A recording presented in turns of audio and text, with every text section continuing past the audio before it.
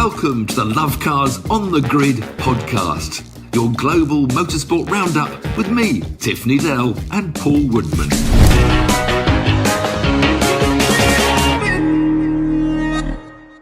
Welcome to Lovecars On The Grid, your global motorsport podcast roundup. The season's only just kicked off, but there's loads to talk about. There's lots going on. There's the Titanic battles in the Coliseum in LA, and there's the Deserts of Kuwait. We go to Australia, also to New Zealand as well, all over the place. We're going to start off, though, with a little bit of news, kicking off with Formula One as we normally do. And Red Bull have been in the news again, but not controversial, I don't think, this time. A little bit. Christian Horner still had his moment of spouting off and moaning about the significant handicap of their wind tunnel punishment. Well, keep quiet, Christian. We'll see about that. But yeah, but it was big. It was New York. I mean, it was this huge launch of Red Bull, and I wonder why they go to New York. And it's this announcement that Ford are going to be with them with these 2026. So it's a pretty big event.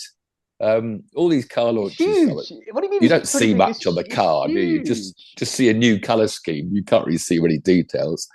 Yeah, it was big. And it's quite interesting, this 2026. I did a research. I didn't really know what this 2026. I knew it was a new engine. And hopefully a whole new formula we'd better overtake it. And we are stuck with what we've got for 3 years now. And actually interesting to back up Lovecars On The Grid's comments to Ross Brawn about, and everybody else, we've been saying that the new regulations didn't make racing much better. And even now, the Mercedes technical director, Mike Elliott, he's also said exactly that. It hasn't made any significantly closer racing, and everything still relies on DRS. And he said there are ways of running closer without DRS, and so even he's sort of nudging that Ross Brawn's wonderful that he's so happy with. So that's frustrating. Anyway, we're stuck with what we got till 2026, and now 6 engine manufacturers have signed up to making these new engines. Beginning with Ford, of course, that was the big announcement of Ford. Then they're going to join. But I mean, Ford, in a way, that'll just be the Red Bull engine, won't it? So the Red Bull engine is a Honda engine at the moment, because Honda were going to withdraw, weren't they? Then they gave their intellectual property to Red Bull. So presumably Ford are just going to inherit the Red Bull engine department. They've got their own engine manufacturers. That'll be the Fords. Then, of course, Ferrari, Mercedes and Alpine have signed up for 2026. They've got these new, they're not really engines anymore now, they're power plants. From Audi, that of course are now going to own Sauber, and Honda as well. Honda have registered as an engine builder, but we don't know what team they'll be with. And of course, it already makes me scratch my head. It makes no sense though, because Honda are registering to be an engine builder. They already build engines for Red Bull. They've given Red Bull their IP. So yeah, they don't. Yeah, Red Bull build the engines for Honda now. That's the swap around. But surely it's maybe it's because we are there till 2026, and then it is a completely different setup. Really, it seems to be a lot more electric. Seems to be a lot more electric focus, which is a bit worrying for me. Of course, where Honda might, because Andretti are trying to join, and they're Andretti Cadillac. But Cadillac haven't registered built, so how are they going to have any Cadillac involvement? Ford and Cadillac? Is that a match made in heaven or hell? I mean, before we go about those engines, again, just going back against Andretti tried to join, we had this incredible, the FIA launched this method of applying. They're looking for 2 more teams. They've now put an official how to join Formula One. And they come up with these quotes. I mean, part of what you'll have to write out in your application is rigorous financial and technical analysis. And then this sentence, which just did my head in, you have to have sustainability and positive societal impact criteria. What a load of... Bill, we just want more teams. And I don't care if the team go bust in a year or bust in 2 years. Just let more people have a go. Let 2 people open the door. And of course, the FIA have launched this application process without any approval from Formula One or Liberty. Formula One is saying you have to pay 20 million per team to join the club. Is the regulation at the moment. But then FOMs are saying, no, it's worth 60 million per team now. You'll have to give us 600 million. So, FIA have launched this anyway. It's just the battle goes on. But FIA sort of do one thing and FOM and Liberty do another thing. And wonder they'll get together. Anyway, the engines.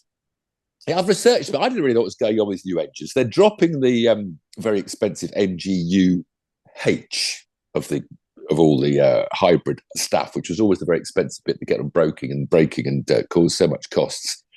But they've upped this MGUK, the kinetic bit, and that's the moment. So at the moment you've got like an 850 horsepower engine, 1.6 turbo, and the kinetic is only 160 horsepower. Now that's going to be 470 horsepower with these new engines, so it's much more of an electric car.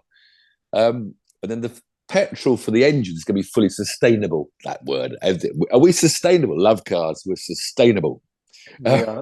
We are not. So, we're working from home, so that's as sustainable as you can possibly get. There's some sort of controlled fuel flow, because they obviously going to, if the electric is going up from 160 to 470, and they're saying we're still going to have 1,000 horsepower cars, I guess that they're going to strangle these sustainably fueled engines to give less power. So the stress on the mechanical engine bit, they've quoted the amount of fuel used is incredible, which I didn't realise. In 2013, they had 200 litres of petrol to run the race. In 2020, it was down to 125 litres they're running at the moment. That's all they have, 125 litres, 25 gallons.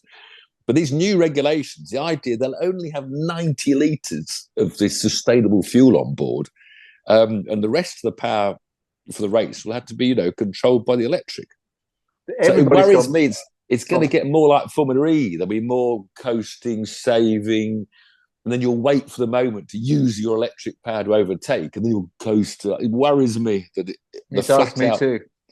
And then they talk. One of the journalists said, "Someone's told, I don't know, there's going to be more turbo lag." Well, the whole thing about electric power is there's no lag at all. It's got full torque for the word go. So why someone's journalist has started writing that this new engine will have more turbo lag? And so that's it. So it's a much more electrical engine, more regen, more power saving, and more worries for the average racing fan. It really is, isn't it? They don't make it very clear. Why don't they come out and say that it's going to do this and it's going to do this, and it's going to allow this? It'd still be flat out racing, because Formula E isn't flat out racing, and that's what our concern as fans is, that it's more of a strategy. Yeah, I mean, obviously every motorsport has fuel saving, because the teams don't put enough fuel in, so you have to sometimes save. But that's more of a small tactical fuel saving rather than most of the race fuel saving. I had hoped with this sustainable fuel that we'd be going more fully sustainable fuel, because the fully sustainable fuel's green. Why do we need all the batteries that cause so much chaos of digging up from the world? I mean, it's also what worries me, that if only the manufacturers are looking more at hybrid. We've got these hybrid engines to promote manufacturers' interests. Yeah, most manufacturers are just jumping direct to fully electric. Yeah, but it's not surprising when you've got the British government saying, and other governments all over the world saying, you have to go to electric. There's no alternative. Yeah. So even if you find a better solution, if it's hydrogen or if it's sustainable fuels or synthetic fuels, even if you find a much better solution, tough luck, you've got to go to electric. Yeah. What sort of message is that to the greatest innovators of technology in terms of that field? Or why suppress and why tell these people that they have to go electric because there might be a better solution? It's just baffles me. In about 2270, I mean, I hope they'll be just full up of sustainable fuel, noisy, powerful engines. All the crowd will turn up in electric cars, and they'll watch like a gladiatorial Formula One with noisy, powerful, sustainably fueled machines. Dream on. That is the news from Formula One. Well, you got any more news picking up? Well, the new Redbull launched their new livery, as lots of the other cars did as well. But that all kicked off in New York as well. But Jim Farley was there, the CEO of Ford, there was nothing else going on really with Formula One, apart from the sad loss of Jean-Pierre Jabouille last week. A lovely French racing driver. Tell us a little about him, would you? Well, he was one of this amazing pack in the 70s, because Elf and BP, the two fuel companies the French budgets of, they pushed forward all these young Patrick Tambay, Francois Sever, René Arnoux, Didier Pironi, Jacques Lafitte. There was an incredible bunch of starring Formula 3 and Formula 2 drivers, and of which Jean-Pierre Jabouille was one of them. He won the Formula 2 championship in 1976. He wasn't like the mercurial talent. He wasn't like Hamilton or Verstappen. He was more of a hard-working sort of Damon Hill grafting style. He was very much an engineer, very famous for helping develop cars. And he made his Grand Prix debut in 1974. Two didn't qualify. So I had one didn't qualify. So he didn't qualify. There's a lot of brilliant drivers that did not qualify for Grand Prix. They had one Grand Prix in 1975, but then in 1977, because he was obviously very French and powered by Elf backed, he began the Renault Turbo 1.5 litre. And this was the engine that nobody thought anyone. Everyone was on 3 litre engines. And they'd put this ridiculous regulation in, or you could have a 1.5 litre turbo. But that was because it was a sort of hangover from the 1.5 litre regulations that ended in 1966. But Renault, of course, are the ones that decided that 1.5 litre turbo will work. And Jean-Pierre Jabouille, team with René Arnoux, was in this first year. Anyway, he did 47 Grand Prix, right, in the Renault, developing the Renault car over I don't know how many years, about 3 years. So, no, it's actually, he didn't qualify once. He didn't start once, got a big crash, didn't qualify. So, the 45 races he started, how many do you think he retired from? 45 Grand Prix. In that era, 35. No, 35 retirements. No, sorry. 10 retirements. He 10 retirements out of 45. Actually, I had to make you do another guess because you're actually very right in your first guess. 34 retirements. No. You look at Grand Prix drivers nowadays, nobody hardly you get about one retirement. I always remember when Lewis Hamilton, he lost the championship to Rosberg when the engine blew in Brazil, I think it was, or somewhere. We couldn't believe it. Engine blown up. Of his 45 starts, wow, 34. You'd be so depressed, wouldn't you? You would. I remember actually watching back in the 80s, late 80s. They used to happen quite often. Somebody would be out front. Mansell would be out front, Senna and blown. But anyway, but fortunately, he'll always be remembered for he had 2 wins. And one, of course, was the amazing Dijon race in France. And of course, that's remembered by everybody when René Arnoux and Jacques Villeneuve banged wheels for the last 2 laps. It was the most amazing Grand Prix we've ever seen, I think, from wheel clanging to wheel clanging race. But everyone was watching the battle for second. So it's what Jabouille won. He won again in Austria as well. And then an awful shunt in Canada, I think it was in 1980, and badly damaged his legs. He tried to come back and race again, but he wasn't quick enough anymore. But he had 4 third places at Le Mans, because again with Renault, Alpine. And funny enough, they were separated by 20 years. He came third in 1973 and 74. Then after his Grand Prix career ended in the 1980s, he became Peugeot and Renault's advisor and engineer, and came back with Peugeot to have a third place in 92 and 93, at age 51. So a very long career. What was the golden era of Formula One racing, in your opinion? Well, for me, just before ground effect. So the 70s, the early 70s, when Hesketh could build his own car and win a Grand Prix with James Hunt. Ferrari, James Hunt, McLaren, Tyrrells, and you look at those mid 70s grids going down to first corner photos, and you can see like 7 manufacturers in the first 10 cars, and the brilliant driver was a second quicker than his very good teammate, so you'd have one guy at the front and one guy in the midfield, and it was very rare that you had 2 drivers dominating. Ground effect, the one that killed it for me, and that's what. As soon as the Aero came in 78, 79, and then it was all over. But simple cars in the 70s. Good stuff. But of course, the turbos made a big difference because once Renault started winning, everybody went turbo. They made those amazing 1,000 horsepower qualifying engines. That was sort of a bizarre era. How many times has a French driver won the Drivers' Championship? Don't know. Prost's won lots of them. Who else? Prost has won 4. That's it. Nobody else. Oh, it's only Prost, is it? The only French driver. Yeah. Wow. I know. Surprising, isn't it? Because so many amazing drivers have come from France, but only one world champion. Pironi was on his way to win it when he had that awful accident at Hockenheim, and that ended his Formula One career. Didier Pironi was definitely looking good. Imagine racing of course, François Sever, the most talented film star looking, and he died at Watkins Glen the day when he was about to, Stewart was going to retire. Sever was going to be team leader at Tyrrell the next year, and, François Sever could have been. Imagine in that era. I mean, so many talented drivers, ended their careers with horrendous accidents, and it's safer now. That's for sure. I should say. Okay, so that's a nice tribute. Thanks for that, because I didn't know any of that at all. Funny enough, I never really met him. He was in my Grand Prix, my 1980 Belgium Grand Prix, and he was in a couple of the Le Mans I was in, he was in. But I never spoke to him. I met a few of those Tombay and had a chat with him, but I've never got to talk to Jean-Pierre. And all the French, they're always sitting the night before the race, Grand Prix, having a gitan or something, and a glass of red wine. I saw them the night before my Grand Prix, as I drank my water and looked very serious, wishing I hadn't given up smoking. But they were a lovely bunch of French. Well, they're still around. Good stuff. Where are we going next? We're going to LA? The race. Let's do the racing last weekend. There was racing around the world, not much in us, and of course NASCAR started. And I mean, this Coliseum thing is a joke, really. This Busch Clash is their traditional non-championship season opener. And it used to be at a normal track like Charlotte or something, and it's open to all the owners that got points the year before. There's some sort of qualifying system who gets in. But last year, for some reason, for PR, they decided to have this race around this quarter-mile track. We used to run that, didn't we? 440 yards. And it's a famous Los Angeles Coliseum. It's an amazing setting. I think in this country we say 400 metres, don't we? Nowadays, yeah, 440 yards.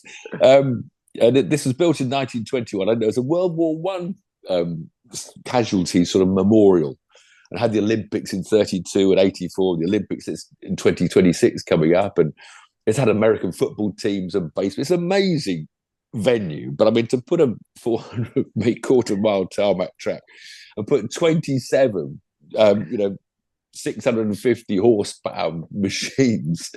They did it last year for the first time, but that was when it was the new Gen 3, the first to run with the new cars. It was a bit sort of, nobody really battered into each other. They're all quite respectful and drove round. Well, this turned out into a bump and run fest. Everyone was spinning everybody else out, and they don't count the racing laps, the yellow flag laps, pace car laps, as race laps. And I think there was one period when they counted 6 race laps in about 30 minutes of time on the clock, because they kept saying a full course yellow. So it's all down, get us the thing. And so it was a fairly ridiculous thing, but it was just a big advert for the NASCAR season coming up. Martin Truex Jr. came through to win it, the veterans. Austin Dillon second, Kyle Busch third, and the number of Kyle Larson, a respectable 5th for the great Kyle Larson. Number 5 in number 5. Number 5. But yeah, it was a spectacle, but it was a bit silly, really. Okay, but, there you go. But funny enough, we would go from the average speed was about 67 miles an hour, I think, around this quarter-mile track. And the next race, the first race of the championship, was the Daytona 500, when you go to 200 mile an hour average speed. So they go from the slowest track to the fastest track. That's incredible. 60, is that honestly the average speed of that? Yeah, I think the fastest lap was 67 miles an hour. Tight. Yeah. Wow. Must be literally on camber, on lock the whole time. They probably get up to 100, and then it's quite a reasonable straight. I think the corners are so tight, and it's just a hairpin, probably about 30 mile an hour hairpin, and then it's up to 100 and then down to 30 miles an hour. So yeah, but anyway, all good fun. All right, but real racing was down at Bathurst. Did you catch the Bathurst 12-hour race? I did. It was amazing, actually. I saw lots of different. I knew a few people. The shame for us in Britain, it was all night. It was overnight, So we. Yeah. I mean, I watched the start because I tweeted everyone to watch 6:45. They start the race at 5:45 a.m. in the morning. I don't know whether the drivers go to sleep or not. But so you had this start in the dark. There's amazing sunrise coming up as you come over the amazing Bathurst, as you clear over the mountain and dive down. Amazing track, This was the first of 5 intercontinental something championship GT races, about 30 car entry mainly from Europe and all over Australia. You see, amazing race. A lot of damage done, a lot of big shunts into the walls. Because at Bathurst, there's no runoff, there's no escape. It's almost like a street circuit, the top high up in the mountain. There were some big shunts, and in a way, if you make a mistake, you don't want a 5-second penalty for track limits. You want a bang on the wall to say, okay, that's the cost of making a mistake in motorsport. You don't want to hurt. Don't start writing in, you want more people to die. No, I don't, because the cars are so safe. But a small impact nowadays is well survivable. Yeah, I mean, one guy qualified. You see the one in qualified was on to it. I haven't found that good brake failure a lot, but at the end of the Great Conrod Straight, he just sort of seemed to want a shortcut and just took off over the curb and went head on into the barriers. There is a big runoff there because that's a big end of the main straight where quite rightly, there's a huge gravel trap to slow down.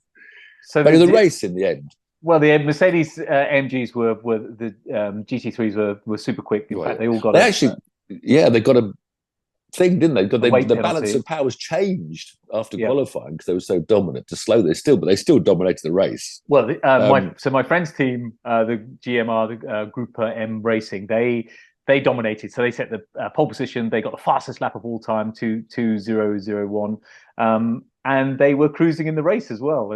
Cruising, and Mario Engel was driver at the time, was in one of the three, and cruising. And then I want your opinion on this, because it's just, surely this can't be right. I know what you're saying. There's a friend of yours. Are you speaking on behalf of a friend, by any chance? No, I'm not. No, and the subject we're about to bring up. I saw his Instagram. He's got a private Instagram, KC. I won't say his name. And so everything was great. The driver was great. The car was great. Mechanically, the team, everything was great. There was one failure, and that failure was the lap timer that's provided by the organisers. It was the data logger. It wasn't just lap time. Sorry, the data logger. Thank you. And the data logger. I don't know. Failed. So they what goes in the data logger, though? Do you know what? I don't know what info. Because this is a organiser's data logger. So, but I think they're checking car over rev. How many things can they check to make sure you're not cheating? It's basically something to make sure that no time in the race do you cheat. But then their penalty was that they had to change the data logger that was provided to them by the organisers, which effectively cost them the race. They were 30 seconds in front, which isn't much in a 12-hour race, but they were cruising. Really, they were doing incredibly well. That's a bit of a contentious one. That's a hard one to swallow, isn't it? When it's completely out of your hands. It is. But is that racing? I don't know quite what the moral of the story is. Because the point is, if they were doing some method of over-revving the engine, and therefore you deliberately killed your data logger somehow, I'm not saying anyone did or they did, you could then be cheating without the organisers knowing. So you sort of know where your organisers are, even if it's their fault. Yeah. So I don't know. I think, I don't know. I wouldn't have made. Well, to add to insult to injury, then they tried a move that probably wasn't on, it's fair to say. And then was the fight back, wasn't it? Because they lost the lead to another Mercedes who was driven by Jules Gounon at the time. So they lost the lead, changing the data logger, but came out, and to catch up and take the lead, Gounon's team hadn't given him fresh tyres. They just the driver changed fuel in, go. Whereas whilst they changed the data logger, they put some nice fresh tyres on Engel's car, and so he was catching Gounon hands over fist. But it's still, I don't know, it's still quite a long time to go before he then decided to lunge Gounon at the end of the straight.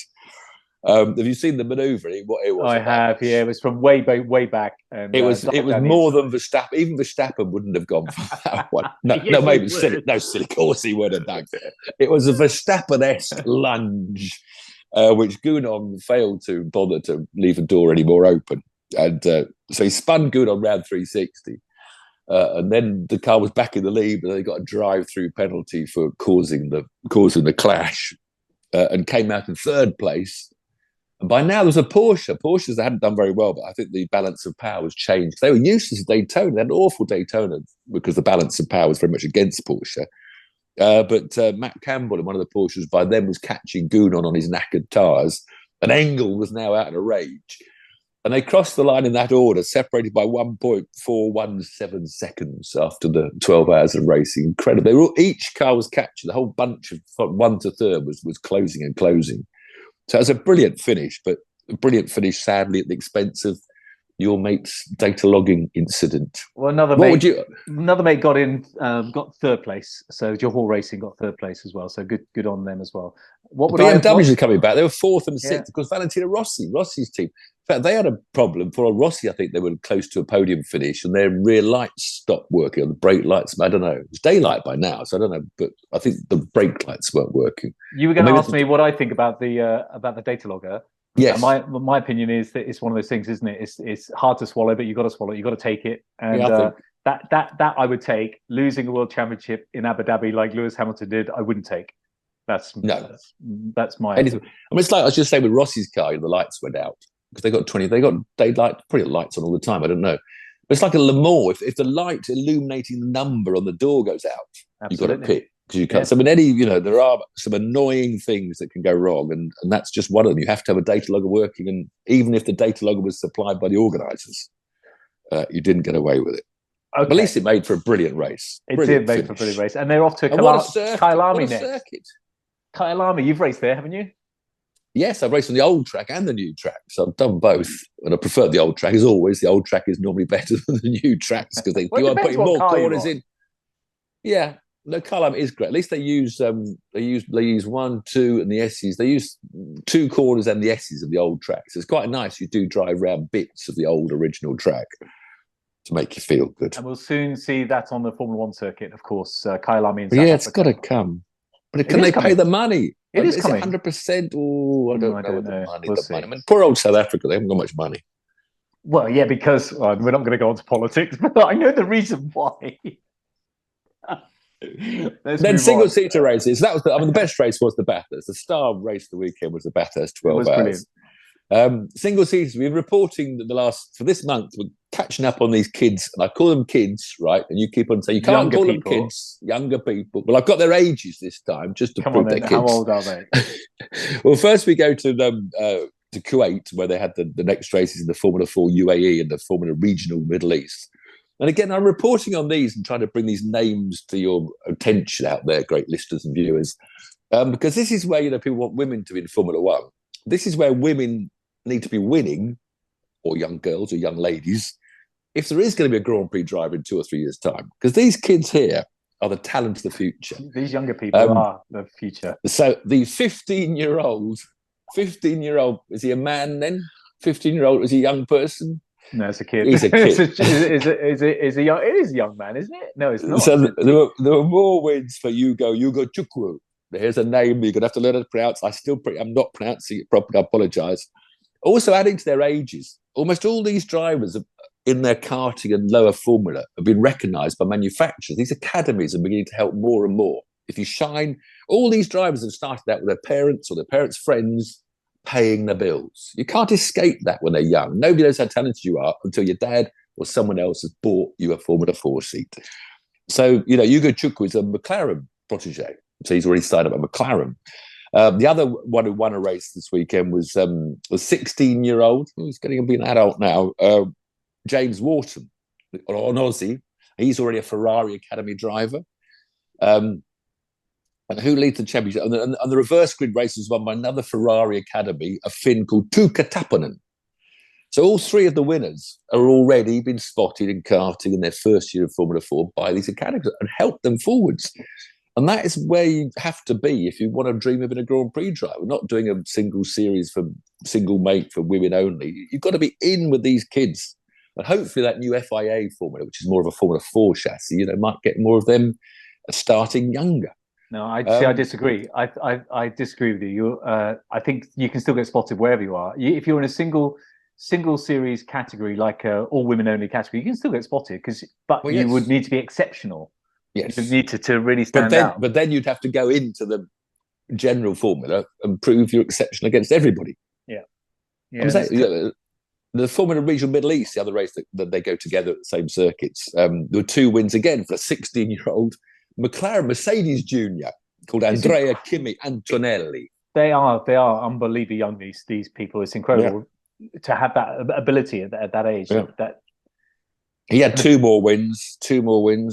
And there was 1 win there for a British driver who I had known very little about, Taylor Barnard, who is a Nico Rosberg Academy driver. So Nico, I think, ran him in karting. Barnard, he didn't race in Britain at all. He did karting, very, very successful, incredibly successful karter. And then went off to Germany and Italy to do all his single-seater racing. So he's now had a win he's actually second in the championship chasing Antonelli, but Antonelli's miles away in the championship.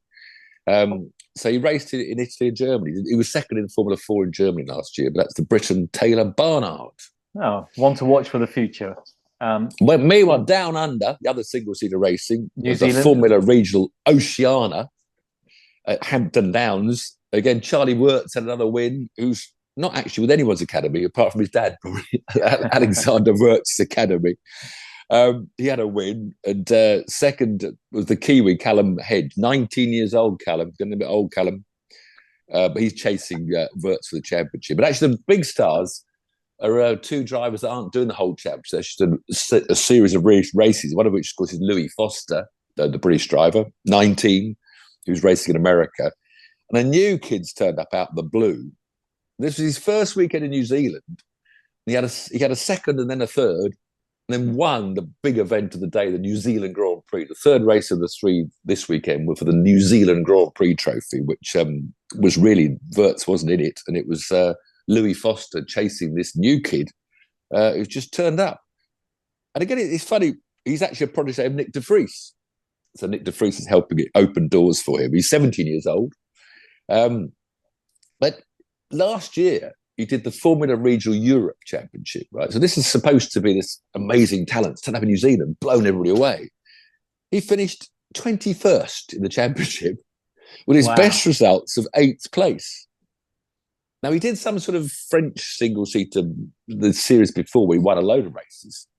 But it's weird, isn't it? This is why looking for talent, unless they keep on winning, you seem to wonder how important the car is, the team is. Was he rubbish last year because he didn't have the top cars, top teams, braid top drivers? So it's interesting, really. Anyway, so his name's another name, Laurens Van Hoppen. Van Hoppen. Good. The next Verstappen. Wonder how much sim racing all these guys do. I bet they do herds of sim racing, all of these youngsters. Tons and tons of it. Anyway, that's where you need to look for single-seater stuff. They've still got another 2 weekends to go to finish their championships off.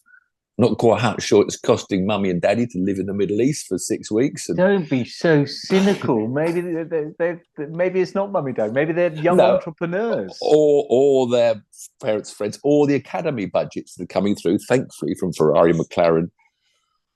But it is a rich person's sport to get your children into. There's no question about that. I would love to get Oliver, my son, into it, but there's no way I can afford it. So anyone that wants to sponsor Oliver, he's a very good driver. He can do handbrake turns, and he's 11.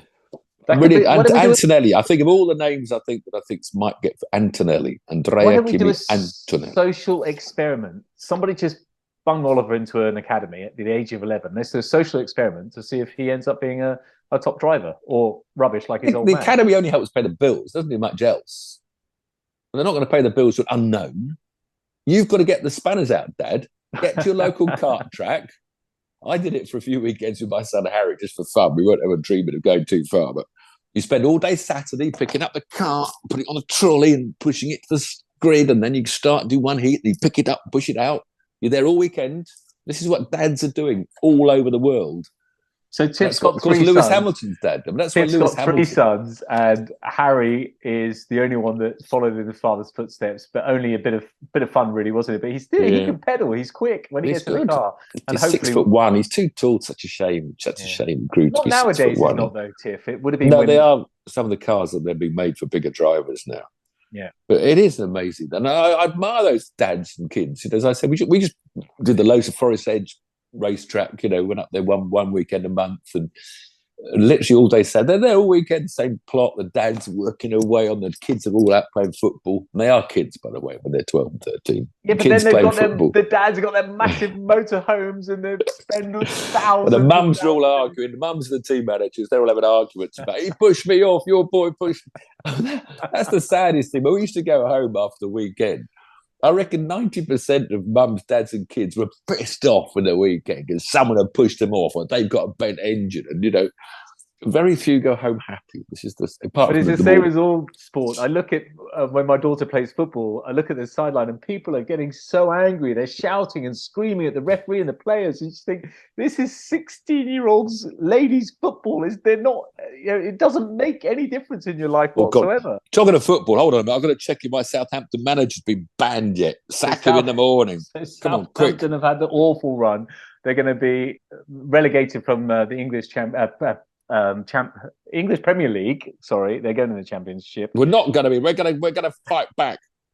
and has he been sacked in the morning yet? Because he's just come out slating everybody but himself. He's saying, blame the fans. How amazing he is, but it's the fans' fault and the board's fault and the football's fault. It's not his fault. So he is going to be sacked. I'm on the wrong website now. I can't find it. Anyway, next weekend, more importantly than Southampton getting some points off Wolves, or there's going to be revolution at the stadium, where I'll be if this man isn't sacked.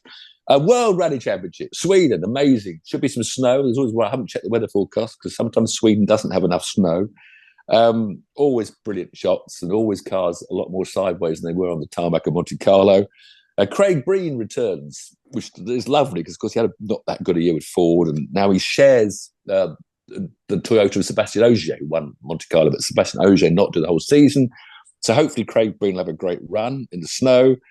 Whilst Formula E goes to India, and you've got to get up early because this is Saturday morning at 9:30 the race starts. You've got to watch it live from a brand new Hyderabad circuit. Hyderabad. And if you haven't got a Porsche, maybe the Porsche powertrain. So far, the Porsche powertrains have dominated. They've had the top 2 places in all 3 races so far. So yes. you can go E in India or snowy in Sweden. The choice is yours. Yeah. On that note, on that bombshell, see you next week. And thanks for putting some notes that you like watching us. We said last week, please at least say hello. Go to YouTube if you're listening on Spotify. At least say hello. We had a problem with Spotify last week, but it's all resolved now. Delighted to hear. Yeah, it didn't upload properly. So sorry to you Spotify listeners, but thanks for joining. We'll see you next week.